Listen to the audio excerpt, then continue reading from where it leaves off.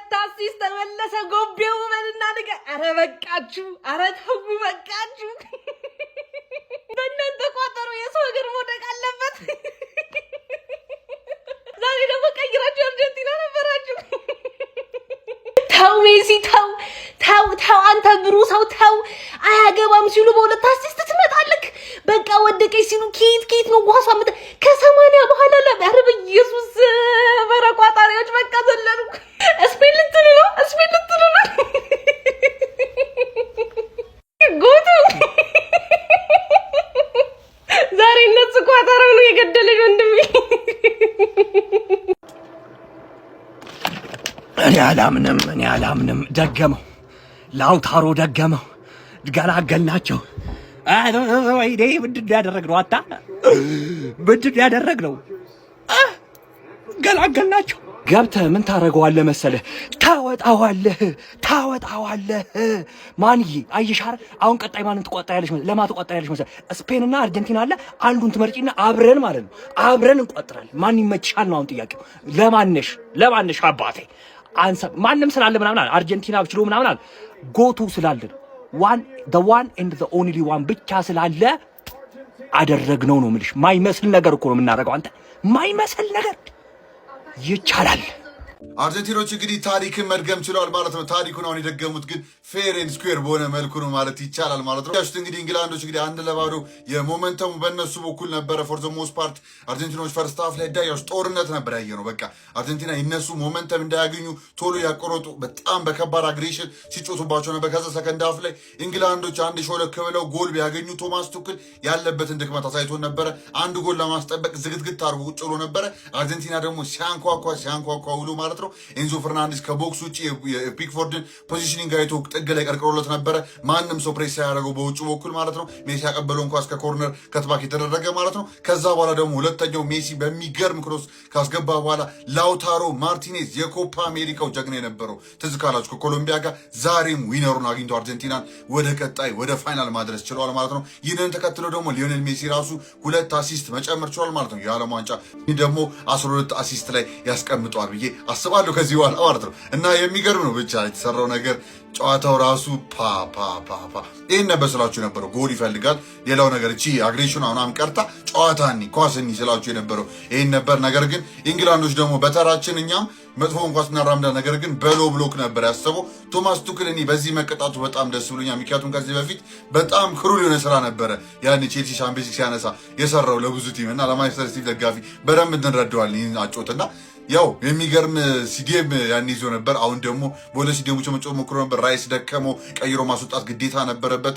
ኦልሞስት ያኔ ነው ደብል ፒቪቱ ከአንደርሰን ጋር ካጡት በኋላ አንደርሰንም በቃ ማንን ይያዝ 3-2-4 ሚድፊልደር ነው ከፊት ለፊት የሚቆመው።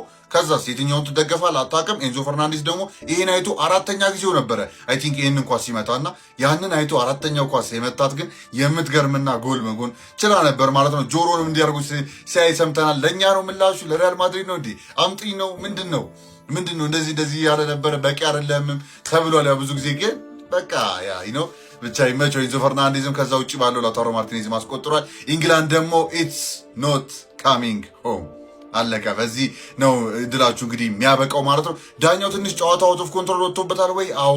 አርጀንቲኖች ደግሞ ያንን ደግሞ አድቫንቴጅ መጥተውበታል ብዬ አስባለሁ። ያ ማለት ተጨሯል ማለት አይደለም። አድቫንቴጅ መምጣትና ሌላ ነገር የተለያየ ነው። የጨዋታውን ቴንሽን ተጠቅመዋል ማለት ነው። ኖርማል እሱ ደግሞ በጣም ምክንያቱም አደ ቢገስት ስቴጅ አርጀንቲና ይህን ያውቁታል። 22ም ዓለም ዋንጫ ያሸነፉበት ምክንያት ይሄ ነበረ እና ይህንን አድቫንቴጅ መምጣታቸው በጣም ጎበዝ ናቸው። ኢንግላንድ ደግሞ ክሊርሊ አንኤክስፒሪንስ ታይተናል። በቃ ኤክስፒሪንስ ራሱ ያላቸው ቢመስሉ ተጫዋቾቹ ሜዳ ላይ ያሉት ግን እንደዚህ አይነት ስቴጅ ላይ ደግሞ እንደዚህ አይነት ቴንሽን ሲኖር አንዳንድ ሪያክት የምታደርግበት መንገድ ማተር ያደርጋልና ሌተር ኦን ስቴጅ እንደምታዩት ጨዋታው ላይ በተለይ ማተር ያደረገው እሱ ነበር ብዬ አስባለሁ። ፋቲጉን መጣ፣ ተቀጠቀጡ፣ ገባባቸው። ዲዘርቭሊ ሶ አርጀንቲና ሰከንዳው ከተቆጣጠረ በኋላ ማሸነፍ ችሏል። ለአንድ ስፔን ከአርጀንቲና ማን ያሸንፋል? ኮመንት ላይ ቮት አስቀምጥላቸዋል። ቮት ማድረግ እንዳይረሳ በፖል ላይ ማለት ነው። ቀጣይ እስክንገናኝ ድረስ የዓለም ዋንጫ ከ104 ጨዋታዎች 102 ተመልክተናል። 2 ይቀረናል። ቀጣይ እስክንገናኝ ድረስ ቅድ እንዳልኳችሁ ራሱ መጫ እንዳይረሳ አሳስኩን ታስቀዛችሁ ኮፒንግ ይደረግ። ይመቻችሁ። አባቴ ምንም አይነት አማራጭ የለህም። በቃ ሊዮኔል ሜሲ ይችላል ከማለት ውጪ ምንም አይነት አማራጭ የለም። እሱ ከዚህ ፕላኔት ላይ አይደለም።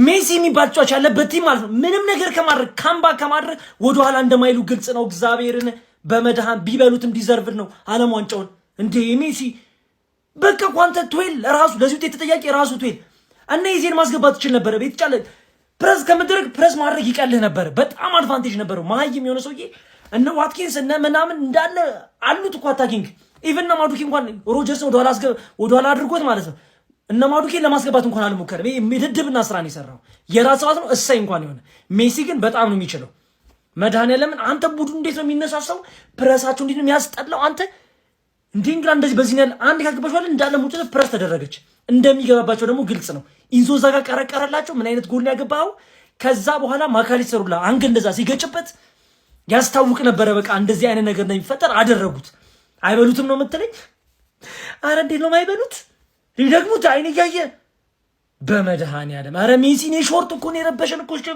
እንዴት ነው የሚችለው ቆይ ግን በቃ ሮጦ ለሱ ነው ኳሱም እንግሊዝ ስቶይል እሰይ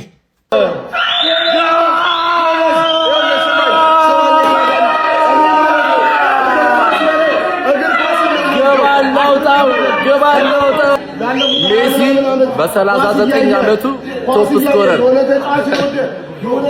የዓለም ዋንጫው ኮከብ ጎል አግቢ ሜሲ የፋይናሊስት ስፔን ከአርጀንቲና ሜሲ ዓለም ዋንጫ ቢበላ ቅር ይልሃል ወይ ብትለኝ ማን ነው ዛሬ ከእንግሊዝ ጋር እሱ ብቻ ሳይሆን ቡድኑ በአጠቃላይ ያሳየውን ፐርፎርማንስ አይቼ ሁለት ሲያንሰው ነው ነው ገባር ይሄ 39 ዓመቱ እኮ ነው ለምን የማል ገና 19 ዓመቱ ከዚህ በኋላ መብላት እድላለው ነው ገባ አምባፔ ኦሬዲ በልቷል ይሄ ሰውዬ ግን ማን ነው እስካሁን ድረስ 6 ዓለም ዋንጫ ኖሮ ይሄንን ቢበላ ራሱ ሁለት ብቻ ይዞ ማለቁ ነው የሚያሳዝነኝ ነው ምን አይነት ተጫዋች ነው በእናት ምን አይነት ተጫዋች ነው ገባር እኔ ልስማ ጆርዳንን አሸነፍክ አልጄሪያን አሸነፍክ ኦስትሪያን አሸነፍክ ግብፅን አሸነፍክ ኬፕ ቨርዴን አሸነፍክ ማንንም እንኳን አላሸነፍክም ላንተ ተመቻችቶልሃል ምናምን ተባለ እንግሊዝ ላይ ካምባክ እየተመራማ ካምባክ ገባር እዚህ ጋር እኮ ገባ የሚገጥመው ቡድን አይደለም ዳኛ ምናምን ነገር እንኳን ማለታችን የሆነ እንግሊዝ ቶርናመንቱ ሲጀመር እንግሊዝ ታሸንፋለች ብዬ ነው የጀመርኩት ገባር እንደዛም ሆኖ እየመራውኝ አንድ ለባዶ ኮንፊደንት ሆኜ ማለት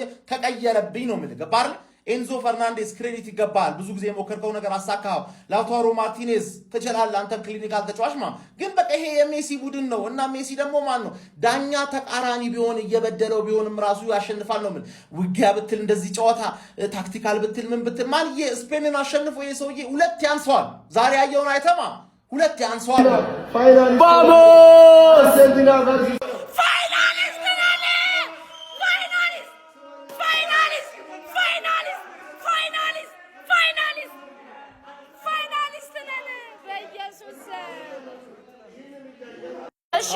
በጠላቶቼ ፊት በቋጣሪ ፊት እንደዚህ በመጎስ እንድቆም ላደረገኝ ለሊዮኔል አንድሬስ ሜሲ አንዴ ነው እስኪ ከልብ በማርያም ይራካል እስኪ አንዴ አጨብጭብ ያየው ልክር ነው ልክር አጨብጭብ ሜሲ ሜሲ ሜሲ ሜሲ እሺ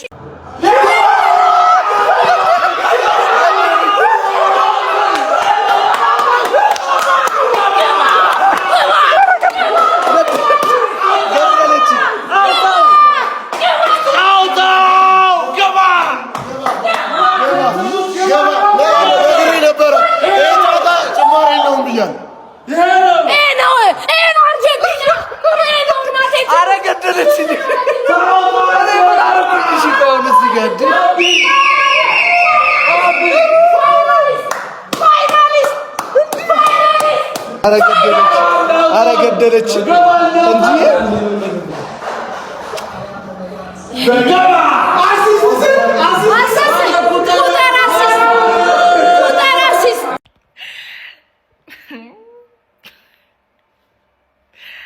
እናንተ ፕሪሚየር ሊግ በስንት ጣሙ የፕሪሚየር ሊግ እኮ ታውቃለህ ቢያንስ ተዋስቶ የለ እንግሊዝ ተረገመችው ዛሬ ዋንተ ነው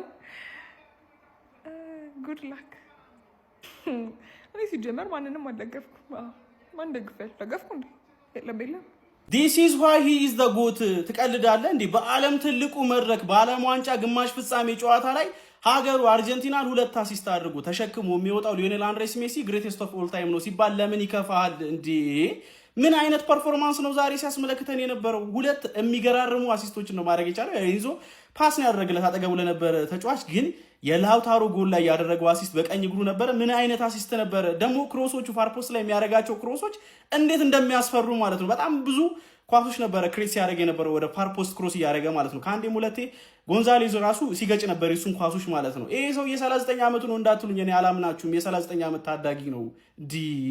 ምንድነው እያደረገ የነበረው ሜዳ ላይ? የምሬ ነው ማለት 2022 ላይ ኪሊያን ምባፔን እንዴት ዋንጫ እንደነጠቀው ተመልክተናል፣ በፍጻሜው ዓለም ዋንጫ ማለት ነው። አሁን ደግሞ ጁድ ቤሊንጋምን ከግማሽ ፍጻሜ እንዴት እንዳሰናበቱ ተመልክታችኋል ማለት በቃ ቶታሊ ማለት ነው። ይሄ ሰው ግሬተስት ኦፍ ኦል ታይም ነው ሲባል ልትቀበል ይገባል። ምንድነው እያደረገ ያለው በ39 ዓመቱ ሜዳ ላይ?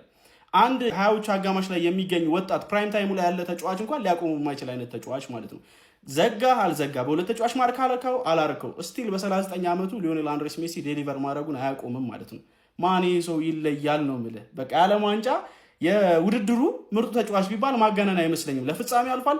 ፍጻሜ ላይ ደግሞ የ19 ዓመቱን ያማል ማለት ነው። ዋንጫ ሲነጥቀው ሊያስመለክተን ይችል ይሆናል። በ20 ዓመት የሚበልጠው ሰው ማለት ነው። ይሄ ሰው ሌላ ታሪክ ላይ ነው። የምር 39 ዓመቱ ነው የሚባለው ቀልድ እየመሰለኝ ነው አሁን ማለት ነው።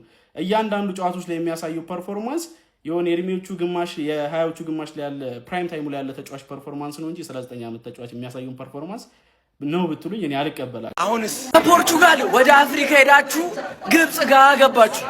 ከግብጽ ደግሞ ወደ ስዊዘርላንድ ተጓዛችሁ። ከስዊዘርላንድ ደግሞ ተመለሳችሁ ወደ እንግሊዝ ተመለሳችሁ። ከዛ ሰው ደግሞ ወደ ስፔን ማን ነው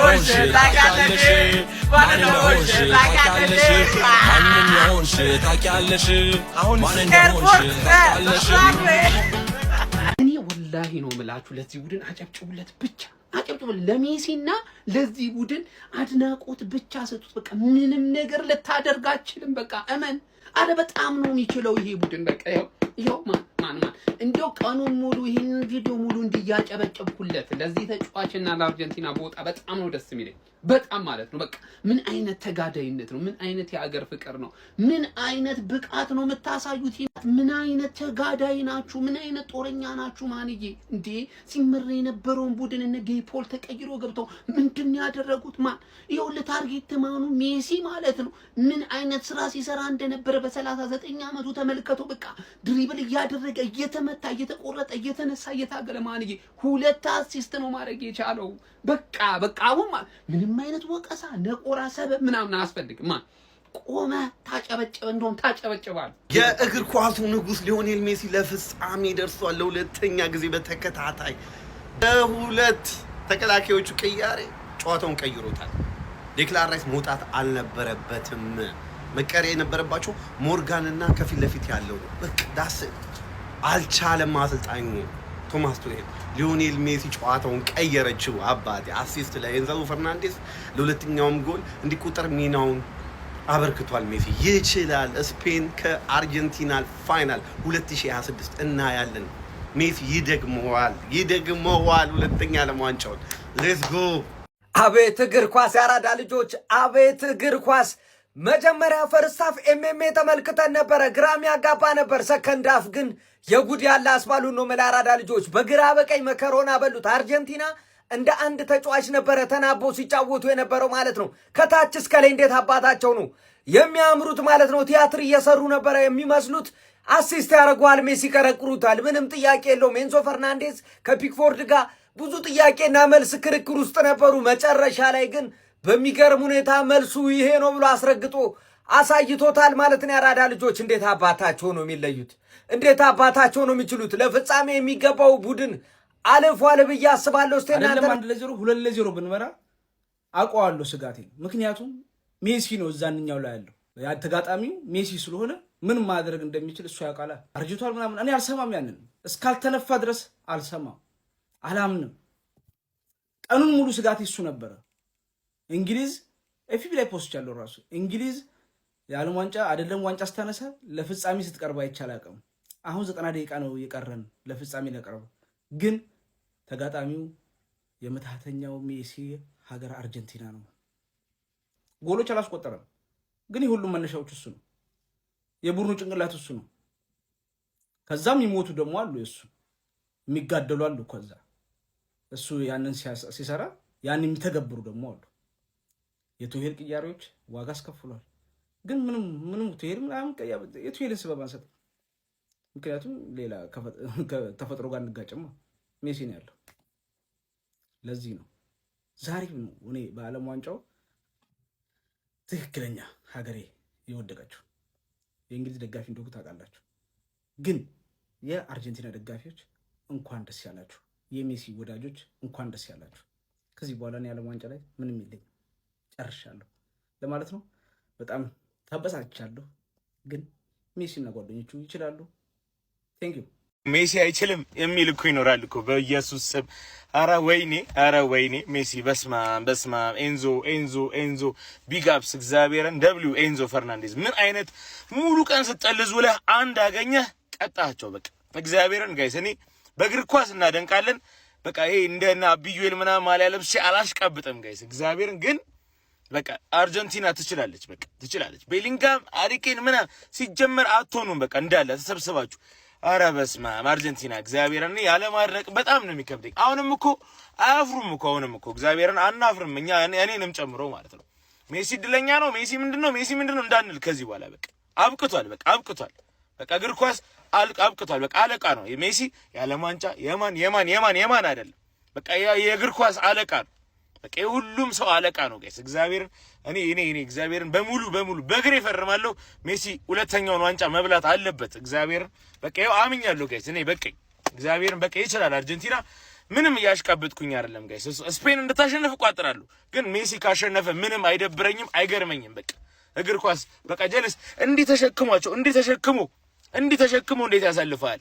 ኧረ አርጀንቲና የወረዳችሁ ናችሁ እንዳለ፣ ሁላችሁም የወረዳችሁ ተጫዋቾች ናችሁ። በቃ እንዳለ ሜሲ ተአምር ፍጠር 90 ደቂቃ ለመናችሁት። አይ አላና 85ኛው ደቂቃ ላይ ኦኬ እኔ ያለው አለ የፈጠነ ማለት ነው። በቃ ይቻላል፣ በቃ ትችላለህ ሜሲ፣ ማርያም ትችላላችሁ። በቃ ሜሲም ሮናልዶም ሁላችሁም ትችላላችሁ። ግን በቃ ሜሲ ትችላለህ። በቃኝ ጋይስ፣ በቃ በጣም ብራቮ አርጀንቲና፣ ብራቮ። አርጀንቲና ወደ 2026 የዓለም ዋንጫ ፍጻሜ ማለፍ ችላለች። እንግሊዝን ከ1-0 በመነሳት 2-1 በማሸነፍ ወደ ፍጻሜ ማለፍ የቻለችው አርጀንቲና በእውነት ዛሬ ማለት አርጀንቲና ችሎ ነው። ትናንት የስፔንን ጨዋታ ያየ ማለት ኤግዛክት ሴም ጌም የተጫወቱ አርጀንቲና እንደ ቲም ኮምፓክት ነበሩ። ጸድ ዲፌንስ ጭራሽ እድል አልነበራቸውም። እንግሊዝ የሆነ ሰዓት አገባች። በቃ የአሰልጣኙ ስህተትና የሜሲ ጥበብ እውነት በቃ ዛሬ ሜሲ 2 አሲስት አለው። አንደኛው ኤንዞ ፈርናንዴዝ 85 ላይ ያገባው፣ ከዛ 90+2 ላይ ላውታሮ ማርቲኔዝ። አርጀንቲና ችለው ነው ያለፉት። አርጀንቲና ከስፔን የዓለም ዋንጫ የፍጻሜ ጨዋታ የምናየው ይሆናል ማለት ነው። በቃ ቢግ አፕስ ቱ ሜሲ 2 አሲስት አለው። ሁለቱም ኳስ በተለይ ሁለተኛው አሲስት ማለት ነው ይሄ ላውታሮ ማርቲኔዝ ጭንቅላቱ ላይ ነው ቁጭ ያደረገለት። የአርጀንቲና ደጋፊዎች እንኳን ደስ አላችሁ። ይህን ቪዲዮ ለአርጀንቲና ደጋፊዎች ላኩላችሁ። እና ሊዮኔል ሜሲ እጅ የገባው ይሄ የምትመለከቱት የእንግሊዙ በረኛ የፒክፎርድ ቀመር በዚህ ሰዓት ላይ መነጋገሪያ ሆኗል። እዚህ ውሃ መጠጫ ኮዳ ላይ ያሉትን ጽሁፎች ላሳያችሁ። በኮዳው ላይ ያለው ጽሁፍ እዚህ ጋር እንደምትመለከቱት አርጀንቲናና እንግሊዝ ለፔናልቲ ከደረሱ የአርጀንቲና ተጫዋቾች በየት በኩል ፔናልቲውን ይመታሉ የሚለው ዝርዝር እዚህ ጋር ተጽፎለት እንግዲህ በውሃ መጠጫው በኩል ይዞት ገብቶ ነበር። በዚህም ታዲያ ከላይ አንደኛ ላይ እንደምትመለከቱትም የሜሲን ምት ለማዳን ወደ ግራ አስመስሎ ወደ ቀኝ መውደቅን እንደ ታክቲክ ፒክፎርድ የወሰደው ሲሆን ሞንቴል ደግሞ በቀጥታ ወደ ግራ መወርወር አለብህ የሚል እዚህ ጋር እንደምትመለከቱትም ዳይቭ ሌፍት ዳይቭ ራይት በሚል እዚህ ጋር እንደምትመለከቱት የሁሉም ተጫዋቾች ዝርዝርን በኮዳው ላይ ለጥፎ ገብቶ ነበር። ነገር ግን ወደ ፔናልቲም ሳይደርሱ 90 ደቂቃው እንዳለቀ ጨዋታው ተጠናቋል። ማን አርጀንቲና ካምባክ አድርጎ አሸነፉ። ማን ቱሄል የመጨረሻ ተቀመረ።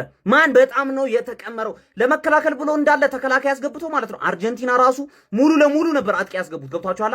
ሜሲ ብቻውን ማጂክ ሰራባቸው። ብቻውን ሁለተኛውን ጎል አይታችኋል? ሁለተኛውን ጎል አይታችኋል? ምን አይነት ክሮስ ነው ያደረገለት? በቀኝ እግሩ ማለት ነው። እግዚአብሔርን ማለት ነው። ምናየውን ነገር አፕሪሺየት ማድረግ አለብን። ምን አይነት አሲስት ነው።